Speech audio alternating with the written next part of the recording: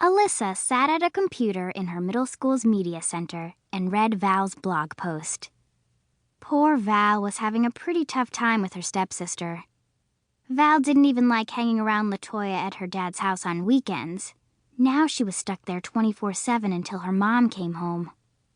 Alyssa wanted to write Valerie back right away to show her support, but the study hall bell was due to ring, and she didn't want to be late for her art class. Today they were going to sketch an actual artist's model, and Alyssa could hardly wait. I'll write Val tonight from home, Alyssa decided. With a glance at the clock above the mega-colorful mural of pioneer life, she powered the PC down. Then, 3, 2, 1. The bell trilled, signaling the end of the period. Grabbing up her backpack and her charcoal-colored puffy down jacket, Alyssa left the media center. Her beaded chandelier earrings tickled her jawline as she joined the chattering throngs of students in the main hall. She had artist written all over her look. Along with the paint-flecked black tee, she also wore a black jean skirt, black boots, and a cool black knitted cap she had found in her mother's old packed-away clothes. Her fingers sported cranberry red polish, and her matching lip gloss was a total score from her favorite 99-cent store. Other kids rushing to their next period classes surrounded Alyssa.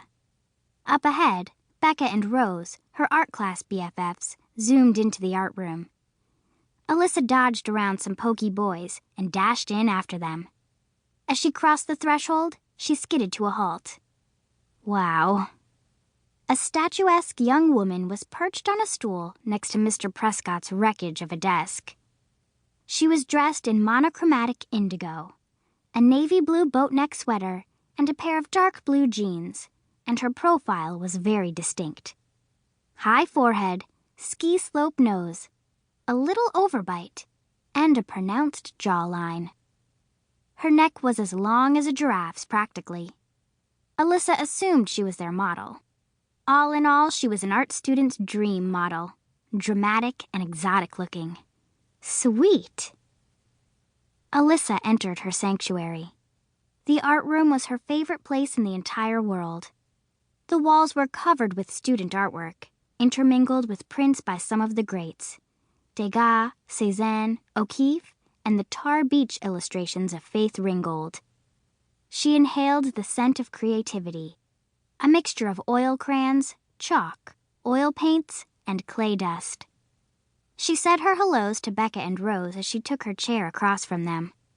The three buds were clustered in the middle of a big, long table they shared with 7 other students. There were a total of 25 students in the class. Everyone was pulling out their sketch pads and making a big deal out of selecting which pencil to use, even though they were all standard issue number 2s. Some of the boys were snickering as they glanced at the model, and Alyssa just rolled her eyes. Middle school boys were so immature. "This is going to be cool," she said to the girls, pulling a ginormous rubber eraser from her heavily stickered purple plastic art box and setting it next to her pencil. Mr. Prescott, her art teacher, liked to say that there were no mistakes in art. Maybe not, but there certainly were do-overs. Becca nodded excitedly. "I can't imagine posing in front of a room full of people. I'm going to feel weird staring at her," Rose whispered. "She's a model," Alyssa argued. "She's used to it."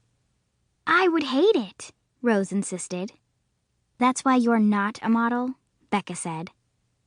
The bell rang, and Mr. Prescott bustled in from the hall, balancing a stack of long, flat boxes of oil pastels and a stack of papers against his chest. His goatee, heavy eyebrows, and buzz cut floated above his tower like a caricature drawn on a balloon.